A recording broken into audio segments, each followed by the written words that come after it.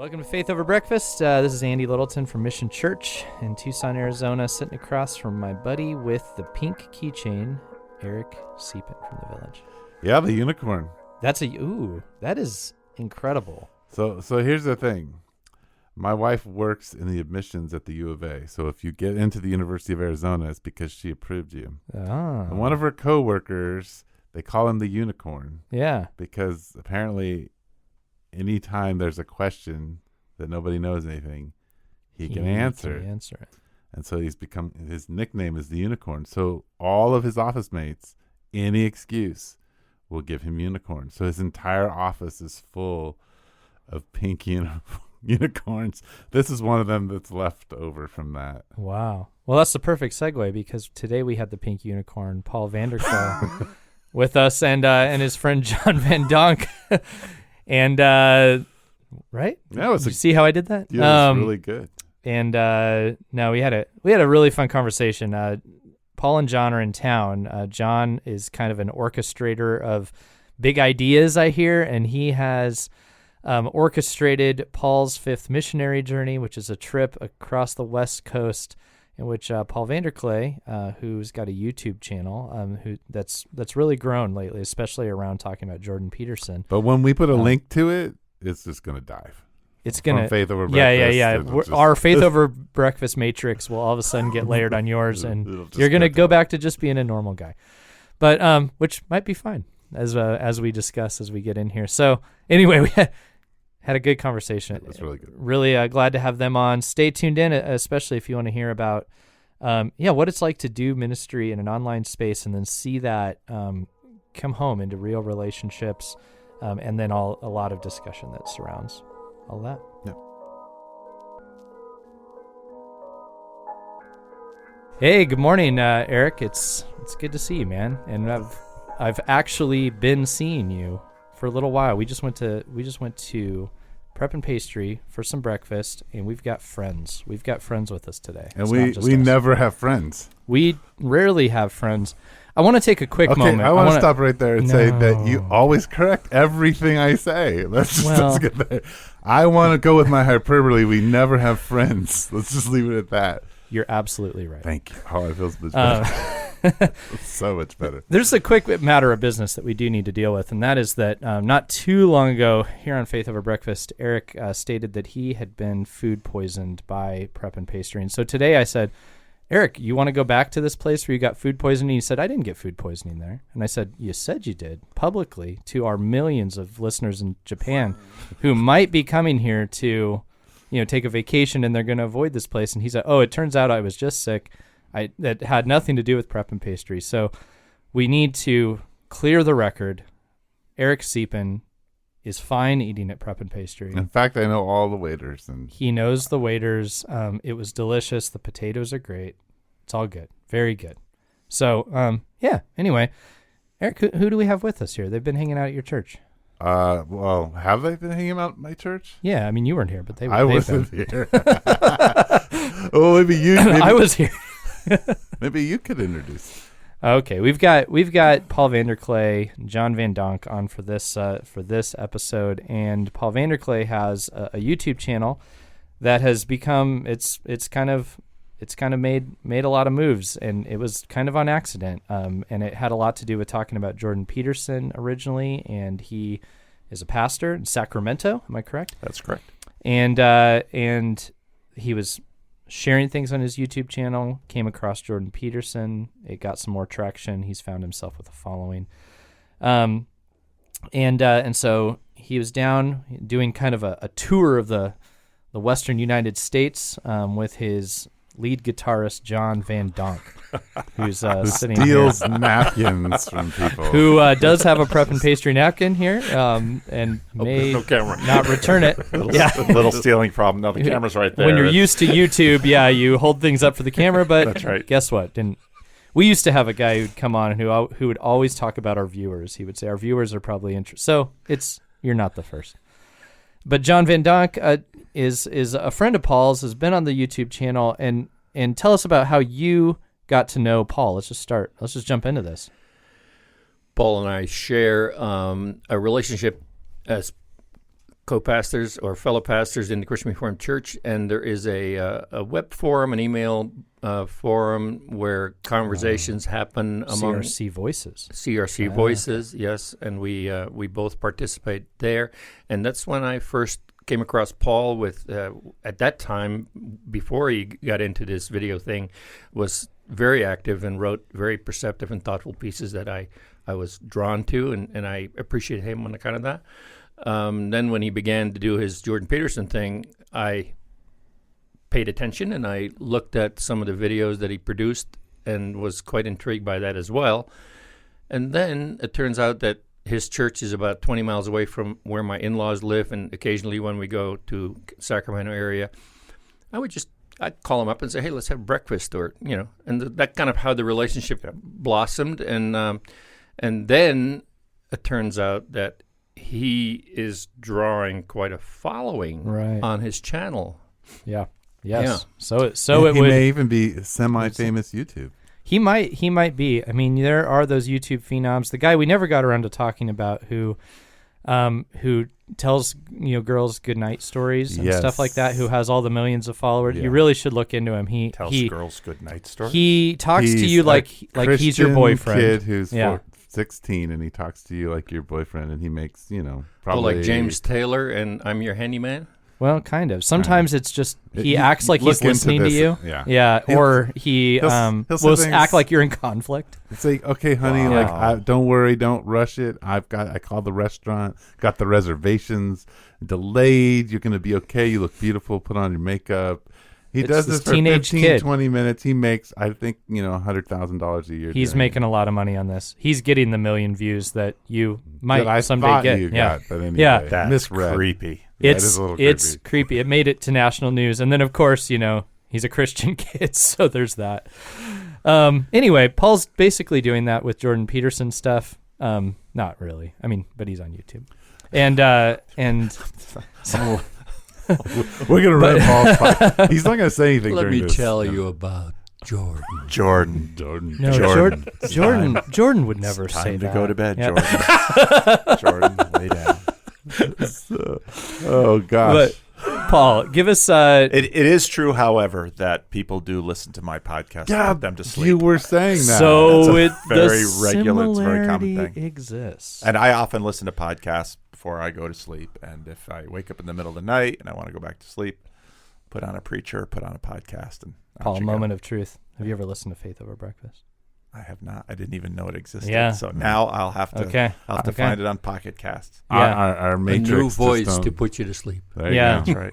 The voice of or frustrate you. Seepin. So the best way to do this, Paul, is just have you kind of tell us how this all really happened. How did you get to kind of coming down here and having 35 people meet in your friend's church to listen to you talk, and they're all connected to you in some way because of this video?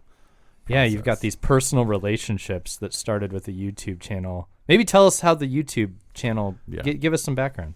So a number of years ago, I'd often thought about, I'd written on CRC Voices, and I'd blogged for a number of years, and I thought about writing some books. But I looked around my congregation, and I thought, if I write books, most of these people wouldn't read them. Right. And I thought, what will they do? Well, probably they watch TV. And then a member of my congregation named Freddie Schuler came up to me one day, and he had an interesting, he had a little interesting career on radio for a while. And he came up to me and said, Pastor Paul, you and I should do a TV program together. And it's like, I don't think CBS and NBC are going to pick this thing up. So I said, I'll tell you what, Freddie, I'll use my smartphone and we'll make little videos and we'll call it the Freddie and Paul Show. And so we had the Freddie and Paul Show going for about over a year. And I had played around with YouTube a little bit. CR Christian Reformed Church Synod, which is its annual conference. I did a post-game show for Synod one year. Yeah. And so I was playing around with it, and I was playing around with how could this be used for teaching. I was reading some C.S. Lewis stuff. And then Jordan Peterson kind of came up on my radar screen. I was very interested in him, and I blogged about him, and that didn't get much response. I talked about him on Voices. That got a little bit more response. And I thought, there's something. I was reading. And this was about 2.5 years ago? This was October, November of 2017. Okay. Yeah. Okay. And I had been reading Neil Postman's Amusing Ourselves to Death, Yeah. and thinking about media and thought, there's something about Jordan Peterson and YouTube. There's a reason this is happening on YouTube. Is that where he gets his majority exposure, is YouTube? That's where he blew up. So there was a bill in the Ontario legislature called C-16, and he was opposed to it. And the story goes that his wife was away one night, and often if he couldn't sleep, he'd get up and he'd write to kind of get his angst out. And he'd been playing around with YouTube too, and he'd been posting his classes online. So he thought, I'm just going to get on YouTube and I'm going to make a screed.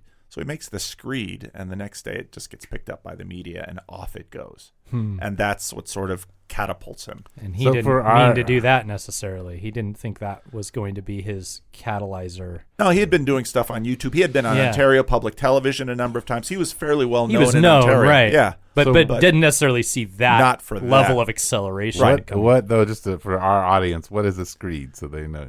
A screed is when when you get home from work and someone cut you off in traffic and you say to your wife, I just can't stand Tucson traffic anymore, and you just, have at it. It's not against her. He just did this on this bill. Gotcha. And so then, the one day there's a protest at the university. There's always protests. And so he asked a colleague, what's this protest about? It's about you. What do you mean it's about me? And so, off he gets launched. Well, I had been seeing that people had been... So then he starts this biblical series, and I'd been reading in the comment section, reading on Reddit, that people now who had been fans of Sam Harris, had been atheists, they're now curious about the Bible, and they're kind of and some of them have been trying to visit church. And I thought, what is Jordan Peterson doing to help people know a little bit more about the Bible, or to have a little bit of awareness of church? And so I thought, I can make a video. So I made a first video that nothing much happened. Then the second video, which was something like a pastor had 3 reasons why this pastor thinks Jordan Peterson is important. And that video sort of took off, and I had 15 YouTube subscribers forever. And then suddenly I had 300, and I thought, oh, that's kind of cool. And then I had 600, and I thought, this is a problem because my YouTube channel is mostly the Freddie and Paul Show. Yeah. And I don't know how the Freddie and Paul Show will play for a larger audience. And, of course, Freddie was thrilled. He was like, I told you so. That's right. Yeah. They just keep asking for the Pepsi endorsement, and it hasn't come yet. I said, well, Freddie, wait for the halftime show. And so it would grow and grow, and then people would begin writing to me and saying, I want to talk to you. And I'm a pastor, so, of course, I talk to people. So then I'd be having conversations. But they're not in Sacramento, so I'm having it on Skype. And then I would have a conversation with someone, and they would ask me about something that I said, and I couldn't remember. So I started recording them, and then I began noticing that the conversation I had with this guy would probably help this guy. So then I began asking people, would it be okay if I would share this conversation on my channel? And a number of people said, sure. And then people started watching the channel not only for the content I was putting out about Jordan Peterson, but also for the conversations, because they were finding other people like themselves or who at least were interesting, and they wanted to listen to that. And so that just kept growing. Then some people began wanting to talk to me just so they could get on the channel. And it's kept going since then. And then John Vandonk comes to me and says, you really got to start a meetup. Like, no, you really got to do it. And a couple of other people said the same thing. So, all right, go to meetup.com, got the thing, put it up there, and I thought, I don't know if anybody's going to come. And the first night, 12 people showed up, completely out of the blue. Total strangers. And as a pastor of a small, struggling church, you do VBS, you do all these things to just get anybody through the doors looking for a free hot dog. and here people come, and we want to talk about Christianity and the Bible and philosophy and God. And as a pastor, it was like, oh, I've been waiting for this. This for is years. what I've been looking for. Right. And all of a sudden, meetup.com. John, how'd you know about meetup.com? I had started a storytelling event in Chino. Okay. And in order to publicize that and especially give people the chance to RSVP, I used meetup.com as a publicity thing alongside of a Facebook page. And this was this church related at all? No. Just storytelling. Yeah. Yeah. And so you, because of your goal of just like sharing stories, had found meetup.com, used it, saw that it worked. As a People tool, were paying attention. Yeah. And then you are interacting with with Paul, and you say, I've got an idea. And so then the people who are watching your YouTube videos start to get together. Right. So then, the emphasis was always, people would come to me and say, well, you're my pastor. I'd say, I can't be your pastor. I'm not your pastor. Huh. You need to find a local church and build relationships with not just a pastor, but with a local church, because it's in the face-to-face interaction that a lot of the things that you want for your life, you will actually find. You're not really going to get them on YouTube. YouTube is fine, but it's not really a relationship. Right. So you said something that what intrigued you first is what's this connection that Jordan Peterson is making to help people move towards the place of, like, I'd like to check out a church. I'd like to begin to investigate what the Bible is saying. What do you think he tapped into? What is it that you... That's a big question. I think this gets really wonky fast. I think over long periods of time, our perception of what we mean by this word God has changed significantly. And Jordan Peterson reinvigorated in people's imagination an ancient idea of God that made sense to them. And Jordan, I saw this when Jordan was having a conversation with Sam Harris, and it became very clear that Jordan's idea of God and Sam Harris's, famous atheist, his idea of God that he had been complaining about, they're talking about two different things. And so Jordan suddenly reignites in people's imagination what has sort of been built into our language about what God is. Yeah. And that then starts them down a road of asking questions. And now they're reading Dostoevsky, they're reading Nietzsche, they're reading Piaget, they're reading Jung, and they're beginning to understand that the story that is in my head, which is in many ways me, because our stories don't age the way our bodies do, that story is intersecting with bigger stories around us. And my philosophy has always been, what do pastors do? Pastors are curators and improvers of stories. And so Jordan was, he was off on his status rocket, and he couldn't talk to all of these people. Right. And I thought, I'm a small church pastor. I'm now having more conversations with people, the likes of which I would go months without and longing for. And so what do I want for them? I want them to be able to be in a spot where they can continue to have these conversations. And even when a channel gets up to a certain size, I can't talk to all these people. Right. So they need to talk to one another and doing meetups, and with a Discord server, which is a way for people to find each other. And then we have some other YouTube channels that's sort of happened after mine, because I said, okay, once we've had two conversations, that's it on the channel for now, at least. And you got to talk to each other. So I think a thing that when I think about the Village has had a very online, in my version of things, the Village has had much more of an online presence, discussion online, sharing stuff online. With our church, I frankly was so intent on there needing to be the personal layer of experience that we even kind of hid our sermons in the website, where you don't go to our website and come across sermons. And we've kind of rethought that. So we've started a church podcast, and because we've started to go, you know what? We are hearing that people might meet you in a digital space before and then trust you to come into your physical space. So this is a little bit of a new, idea for me, because I hear this. I obviously believe what you're saying, and I'm seeing the evidence of it. But at the same time, there's a part of me that goes, really? People are watching a YouTube video, and then they're going on to basically what I would have called a chat room of some form.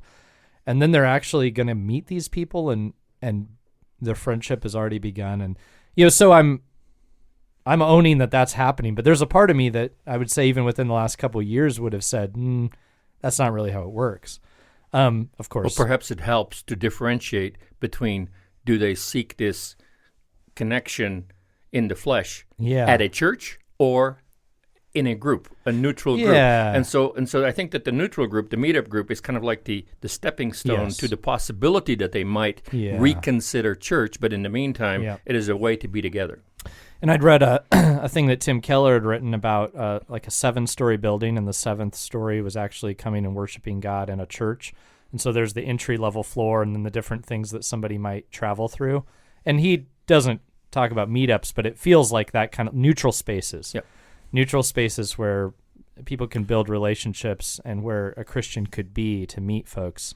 And to just be a good friend and colleague and so on and so forth. I call it generous hospitality. Yeah. You were saying that. John, so could you tell us like what happens at a meetup? Like what would it look like if I were going to go? What would I be expecting, and what kind of experience might I have? Well, to clarify, every meetup is different because sure it is its own thing, and people come there to do quilting and to have a bicycle group or a book reading or whatever. And they're self-proclaimed. Your meetup. Yeah, no. In my meetup, and I have actually very much followed the model that we established at the very first time when we were together.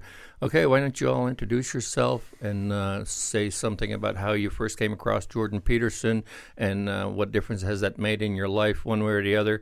And the interesting thing is that it varies from group to group, I'm pretty sure, because some people come there very much for the ethereal experience, the discussion of intellectual ideas. My own meetup group quickly evolved into, when it became clear that it was a safe place to talk about things you've been thinking about. And then pretty soon it goes down into the things you've been thinking about when you lay awake at night. And then it becomes the things you're thinking about in relation to your actual life. And so it became very personal very quickly. So in my meetup group, and I'm pretty sure that it does scare away a few people, but in my meetup group, there's a lot of very personal conversation going on about, okay, well, what does it actually mean to sort yourself out, which is a Jordan Peterson slogan. And how does that take shape in my everyday life?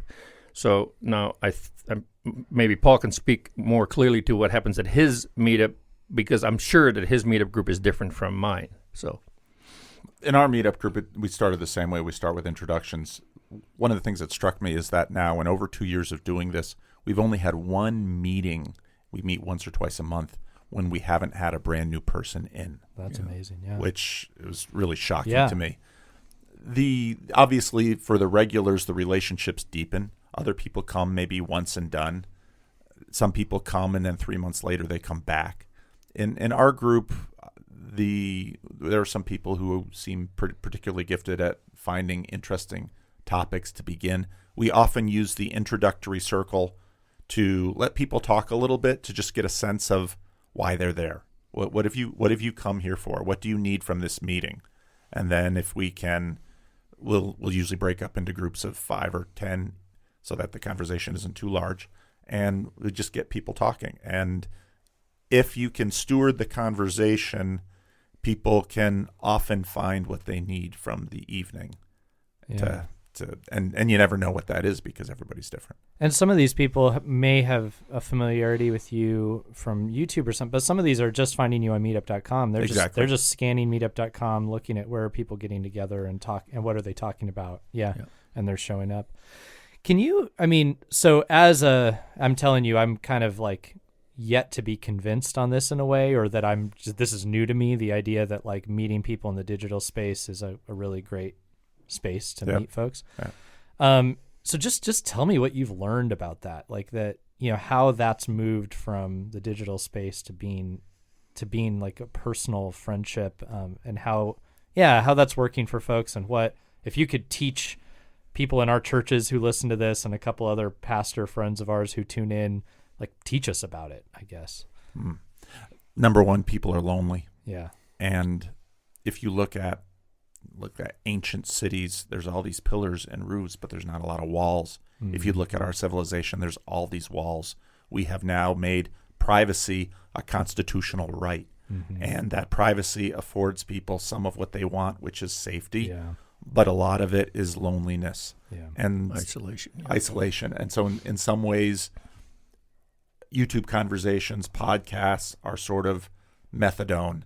They're not exactly a drug, and they're sort of helping people not be so lonely. Radio's done this for a long time. Television's done this for a long time. The internet is now allowing things to get more specific. Everything that we know about a real life church and real life people is that people are hurting, they're broken, they're complicated, and they're able to hurt each other. And so part of It's all the same stuff that pastors know. Yeah. It's helping people find each other when they hurt each other, seeing if you can, okay, let's get past this hurt. But you often know that on the other side of hurt is the potential of vulnerability and relationship and openness. And so it's helping them to steward those conversations and steward those relationships, and also creating a community in which there's a culture that this happens. And this is part of why I'm so happy to be here at the Village, because just knowing Rod for all these years, Right. I see you guys as, you might find big, huge churches out there that have all kinds of people. But what I know about this church is that basic thing that most people need from church, this church does well. Now you might say, oh, look at all the times we failed. Yeah, but it's mostly we do failure. It well. We do it well. I'm not gonna, no. You do it well, and I've seen that. Yeah, it's absolutely. I mean, and the church that I pastor, though not like the Village, is very influenced by it. I mean, Rod sits with me every week, and I think that there are unique things. We're going to have dinner together. There's a general sense of hospitality and care for one another that comes through. There's a deep, if somebody gets hurt at our church, it hurts the whole church, because it ripples and it affects. And so we face those things. It's not like you just disappear and we've heard about our church that people know that we will envelop them into community. And so I think we learned this from a church like the Village, but it's not common.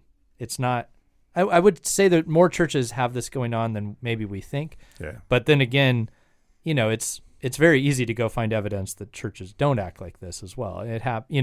So it's a unique thing that a church can offer, should offer, maybe needs to learn to offer again, instead of functioning like corporations, more like families. Yeah, John? Well, I belong to a much larger church. Yeah. But one thing that's been helpful for us is to conceptualize in our own mind the difference between digital hospitality, which is how does our website look to the outsider and people who just accidentally bump upon it. And then there is such a thing as physical hospitality, in terms of our physical space. Are we willing to share our facilities with other people for their own purposes? And then we hope that in and through all of that, we can develop some personal hospitality in our hearts for the other, in the sense that can I be friends with a person that I don't normally fellowship with, is not part of my community? Can I welcome them in much the same way that the Bible says, do not fail or neglect to practice hospitality, for in doing so, some have entertained angels unawares. And I work with the assumption that whatever person God brings into our midst may very well be a gift of God for us, instead of us being the gift to them. Yes, and this isn't a one-way thing, right? No, it's not. Yeah. Yeah. So can you, Paul, talk a little bit about, I think something unique about Jordan Peterson, and that he's a Jungian psychologist, and so that he offers a very pastoral approach to his philosophy and the way he engages. Can you talk a little bit about that and how that influences the way he engages? He is a clinical psychologist, and I think the heart of his, if he were to write a personal mission statement, I think it would be to help individuals lead a more meaningful and significant life. Yeah. And so he has majored on this. And the part where the Jungian psychology comes in. Now, of course, before I knew of Jordan Peterson, the tiny little bit I knew about Jung from the church was a red flag. That's about all I knew. Right. Yeah. But through this, I've had to read some Jung and get to know this a little bit. And I think one of the real contributions that Jung made, Jung as a young doctor went into was assigned to a mental hospital, and he got there, and the other doctor said, "Well, don't bother talking to the patients because they're crazy." And he's like, "Well, isn't that our job to help these people?" And so he, against the orders of his supervisor, started talking to the patients and began to realize that the patients were living in a world that was very much connected to their storied world. In other words, the internal and the external stories were connected, and there were problems with that connection. And so he began to work on the relationship between the internal and the external story. And I think that is similar to what Jung was the son of a Reformed pastor. Yeah. And not a very happy father, but this is something that I think we in the church have always known, because we steward the stories of the Bible, and we steward the stories of people's lives, and we bring them together. And I've seen, I think this is part of what Jordan Peterson has blessed the world with in terms of his work, and many, many people have been blessed through him, I think. So the question I ask is, so I make this transition, and I'm transitioning into the church, or I'm thinking about exploring this. My experience is that you keep saying pastors are used to this. Pastors are used to curating stories, but Many aren't. Yeah. That's not my experience. And the communities are not used to curating stories and beginning to help people come integrated, as we would talk about at the Village, in their story. So how do I negotiate that if I'm coming from the outside? But also, how do I make that transition if I'm a pastor? Were there transitions for you as you began to engage more and more with people who you were starving to have a conversation with? Well, I learned pastoring from my father, who was also a pastor, and my grandfather, who was a pastor. And a lot of what happened in the church in the 80s and 90s, and that began earlier, was America. A church attendance reached its height during the Cold War, and during that drop-off, a lot of people thought, we have to get people back into church, and so church became a big business and adopted the practices of modern business. And I'm not going to say that's totally wrong, but along the way, people became widgets. Sure. If you read C.S. Lewis has a wonderful essay on membership. What you said earlier about, and when someone in church is hurting, the whole body hurts, that's exactly what the Apostle Paul said. It's exactly what C.S. Lewis said. And so these older traditions of pastoring know this. And so what we've seen in America now is sort of the evacuation of the middle, where you have many people in these large mega churches who tried to compensate with that with small groups, always to varying degrees, or the majority of churches, the vast majority of churches in America, have less than 75 people in them.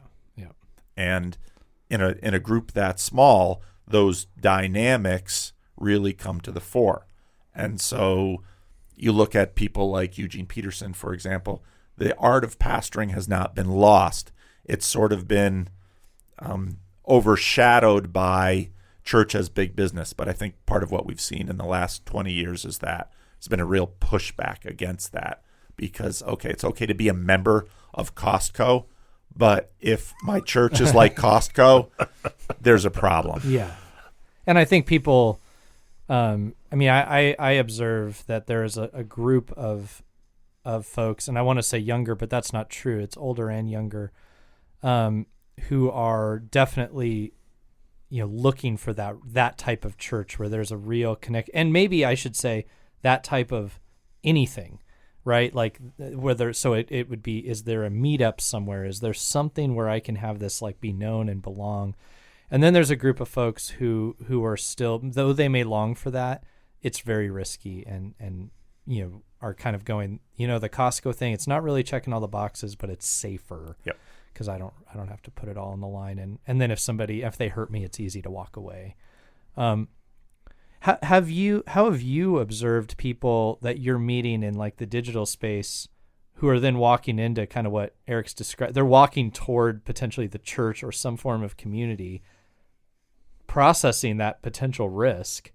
How's that going? Has that been natural? How complicated? What, how are people responding to that invitation to be known, to come actually be physically present with others? So when I started this, I would say, one of my early videos was, look, I am not your pastor. I can't be your pastor. You need to find a local church. So then people would write me back, have you seen what's available to me in my town? I get like students, because I used to work with students, and people they move out of town and they call and I go, do you go to church? They go, no, not anymore. But I'm really glad you're in my life or something. And I go, why not? And they go, do you look at the churches in my town? Yeah. Just go online, look at them.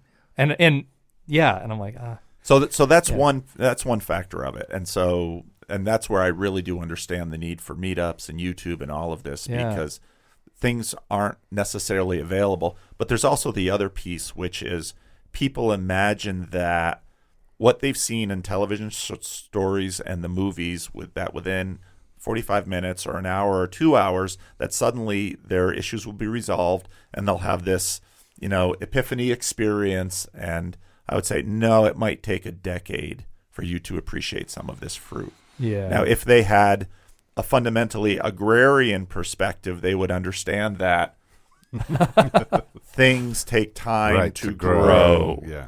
But in our technological culture, people imagine, I'm going to go to church. Switches that get flipped. And in fact, churches have gone to, we're going to use big sound, big names, polished sermons to affect an experience in that moment, and people will walk out of that church with a glow.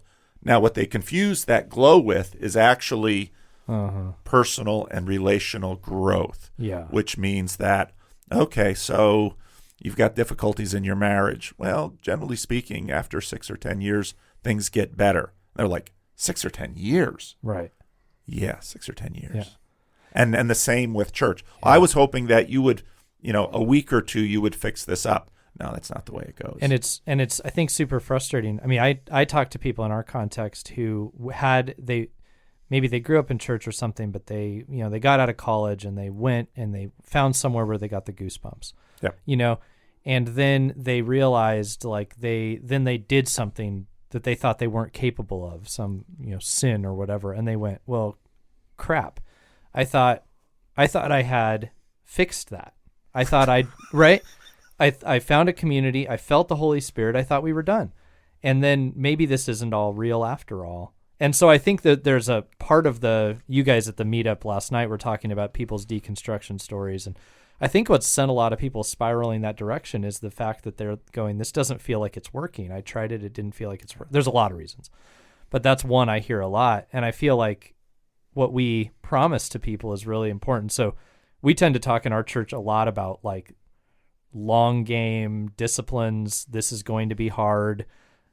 We just preached the other day about Jesus basically tried to dissuade people from following him from time to time, because he said, this isn't, look, are you going to be like the builder who kind of does this for half the time and then walks away and everybody laughs at you because you look dumb? Think about it. He wasn't going, hey, just come in, feel the power. He didn't talk like that. Yeah. And his disciples walked with him for 3 years and then discovered that they didn't get it most of that time, and that had to be frustrating. But that's the story we've been given, is one of time, pain, slow growth, seeds that grow into trees in which all the birds can rest. That takes decades, right? Yeah. That's the kind of speech the Bible invites. So, Paul, I have two questions. One, where do you think you are in this technology? Because this is actually something relatively new. There's not tons of pastors critiquing Jordan Peterson on YouTube, right? Which is why you're here, is because there weren't tons of them. Yeah. Right. So that's one. And then where are you in the process, maybe in the sense of, how long do I want to do this? Is this, because at some point are you going to want to continue, or do you want to do something different? Or so the technology and then you. The technology is new, and I don't think we have any idea what this is really doing, and that part is scary. When I started blogging, I made the decision that I was going to do this if I found it worthwhile for me, and that's the same way with my videos. One of my second or third video, I said, I might stop doing this tomorrow, and people are like, no, don't do that. But I do this because many of my monologue videos, as I call them, not the conversations, but the monologues, are just me thinking out loud, because I need to think through things. And so that's what I did on Voices. That's what I did on my blog. And I found I can do that on YouTube. And what's really cool is that it invites a community of reflection and conversation, which is enormously helpful to me, because I can't think of everything. I get lots of things wrong. And so then in the comment section, in conversations with people, I learn a tremendous amount. Over the last 2 years have been some of the most fruitful learning experiences of my life. So yes, I do this because it helps people, but I also do this because it helps me. Huh. And if it didn't do that, I couldn't keep doing it.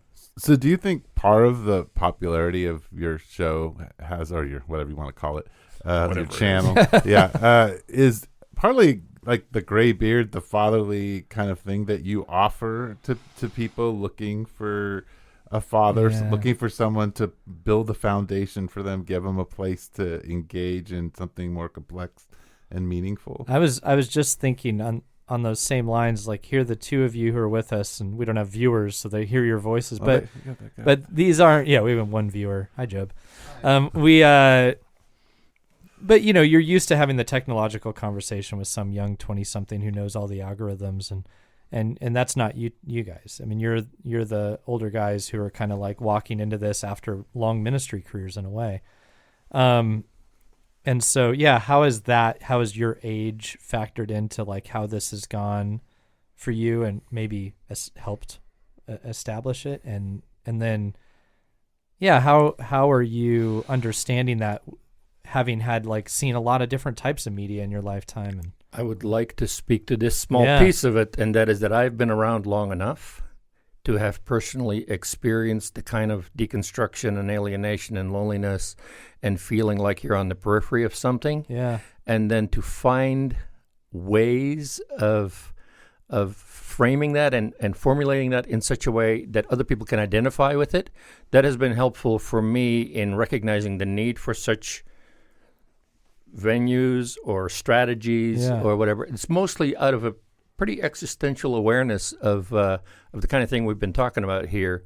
So that's one piece of it. Yeah. I had to be old enough to be able to process that over time. Yeah. So. It was like at this age you were ready to enter into those type of conversations. I think, I'm old enough to have seen myself fail at so many things in life. Yeah. I mean, isn't that that's such a very liberating. It's such a credential. Yeah. Well, someone comes into my church. It's funny. Oh, you've got a YouTube channel. Your church must be. Why don't you visit my church? Why don't you take a look at the people? Why don't you see what a dramatic failure I have been as a pastor and a church leader in many, many ways. My father, I consider him to have had a tremendously successful ministry, but his, according to many of the standards of this world, he was a failure. Right. But it's in these failures that you learn wisdom, patience, all of the really deep, important fruit. And here's the thing: you go out and talk to people, and if you can get past the reputational show and get them to admit, I've failed in my marriage, I've failed with my children, I've failed in my career. I've failed as a child. I failed as a parent. I mean, it's just all over the place. We fail all the time.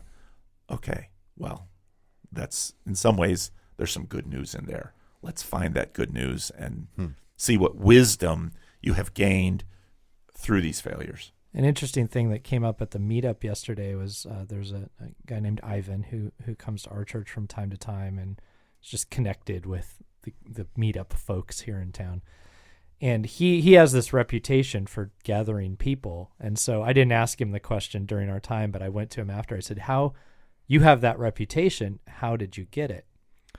And his answer to that was, there were a lot of parts, but one part was, he said, I think people want to know they can be vulnerable. So basically, sometimes I go first and I talk about something I feel vulnerable about. And so they know it, that I'm okay with it. And then they can do it too. And then they want to be around because they know it's okay. And I wonder if something that you've done, even in taking that posture, because there's probably the YouTube phenom who's out there who has they know everything, right? And they gather a certain group of people that feel secure because they hear somebody that feels confident. That doesn't seem like your persona that you've put. I mean, from what I've listened to, that's not you. You're in process. You're figuring things out. You've failed. And I wonder if the flip side of that is that some people go, you know what, that feels more like my life. I can relate to that. And so then that's the kind of person I might actually want to meet or chat with offline or, get to know, is somebody who was vulnerable enough to start and to show me their vulnerability, because now I know it's safe. I don't know. I wonder if that is part of it. Well, and I think that the other people that present an image or a persona that they have it all figured out, they will draw a different kind of audience. Yeah. And maybe that is that for such a time as that is maybe what they need. But we're not always there. And right. So Paul asked one more question. It just, not to turn this really spiritual, but what you're doing is moving the kingdom of God forward by taking it to ground that it wasn't, right? Yeah. And translating it for people. So it is a very frontline kind of experience. So for you personally, over the last 2 years, where's the discouragement been? Where do you feel like the enemy has attacked you? Like what's that looked like for you as you've gone through this over the last 2 years? Well, we all have insecurities. So there are times when I try not to listen to my own videos, because if I did, I would probably delete the channel. And so no, I get discouraged. There are times when I think, what am I doing? This is insane. And, one would have imagined, 1,000 people listen to the rough draft of my Sunday sermon, and then 35, 40 people are there to actually hear it. I mean, how crazy is that? And when this started, people were like, oh, your church is going to fill up with people. Now, really, one guy is there. And apart from the meetup is going well. And so then somebody asked at the meetup once, what happens when more people come to the meetup than are coming to the church service? I says, well, I'll worry about that when that happens. But that does happen sometimes. So that calls into question, like, what is your church exactly? Exactly. Yeah. Well, and what am I doing? And if someone, I don't get things right. I say things wrong. Sometimes I say things dangerously wrong, and then I think that's on me. So, but if you're a loser, it's like, well, what do I got? What do I really have to lose here? Right. If I were pastoring a large, successful church with a reputation, I could never have done this. I'm pastoring a church that nobody cares about. And so I'm a pastor of an insignificant church that nobody cares about.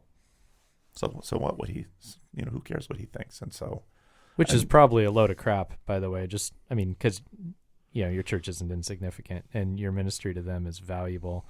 But that said, the feeling of risk that you had going out, was low. It didn't feel like you were going to explode this thing that so many people had put their hope in, right? No. So it felt like, which is probably true for all of us when it comes to vulnerability, that we think so much rides on us and that our churches are so darn significant when, anybody could, could come and do that job. Yeah. There's a lot of truth to it. There's a lot of truth to it. Because we've seen others. We totally. Right. Yeah. So have you gotten criticism from people within your community about what you're doing?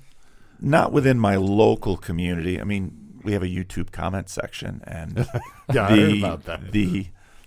Almost regularly, some of the fiercest critics are the Christians. That's interesting. That's actually and totally. Kanye West is saying the same thing at the moment. What are you?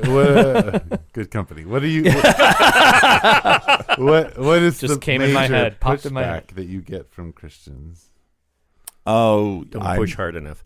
I don't push hard enough. That's something. I mean, immediately okay. I would get letters from people that would say, "You had this person on your channel, and that was your chance." My chance to what? To make them a Christian? I'm a Calvinist. I don't believe I make Christians. I believe the Holy Spirit does that. So that's a very helpful thing about Calvinism. That's a helpful thing. But no, my theology is wrong. Sure. I'm talking more about Jordan Peterson than Jesus. I'd say, well, go to my church channel. We don't talk about Jordan Peterson there. We talk about Jesus. But maybe that may be the problem. No. Yeah. which frankly, like, oh, and I get in trouble. Which frankly, like, to me, I'm like, yes, these are, if you're getting those criticisms, like, you are doing something worth doing, because sort of sounds like what Jesus heard. What are you doing at these people's homes? And and they're not changing. They're not entering into the temple. Like, so what a waste. And I don't know. To me, that's like, and hearing it is one thing, but man, from the outside, it's like that you're onto something. If you're hearing that from Christians, like, because there's always been the faction of the church that didn't get Jesus, and or they're in a growth process themselves, where they're just nervous and afraid of what could be lost if we don't say all the right things. And man, if you're hearing that from them, you're moving. Well, and then so the criticism's one side, and the other side is and a phrase I got from Pastor Rod, which is the clapping gods. Yes, and that is in many ways even more dangerous. Yes, yeah, because I can begin to believe your accolades. Yeah, that's right. Paul, I take that back about you being like Jesus. Well, thank you. He's gonna start shopping for his cape.